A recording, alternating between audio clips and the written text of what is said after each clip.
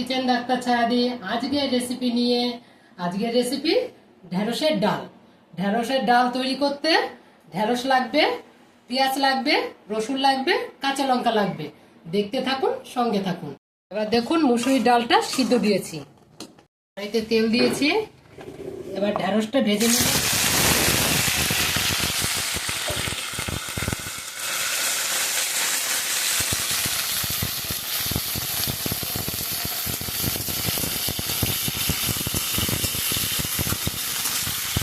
ঢেঁড়সটা হালকা ভেজে নিলাম, বেশি ভাজবেন না,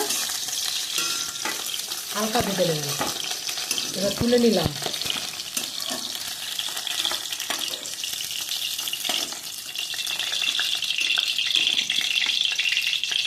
এবার একটু জিরে দিয়ে দিলাম।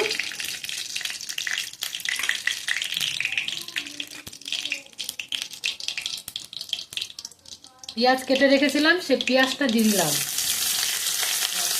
আর রসুনটা থেতো থেতো করে দিয়ে দিলাম।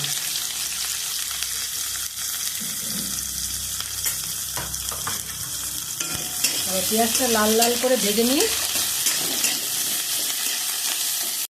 পেঁয়াজ রসুনটা লাল লাল ভাজা হয়ে গেছে। এবার ডালটা ছেড়ে দিলাম, ঢেলে দিলাম।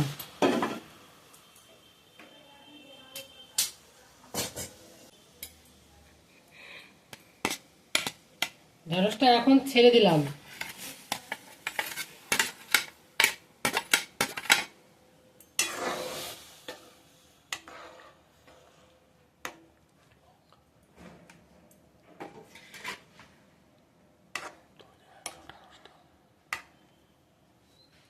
চিনি দিয়ে দিলাম। তৈরি হয়ে গেল আমার ঢেঁড়স ডাল।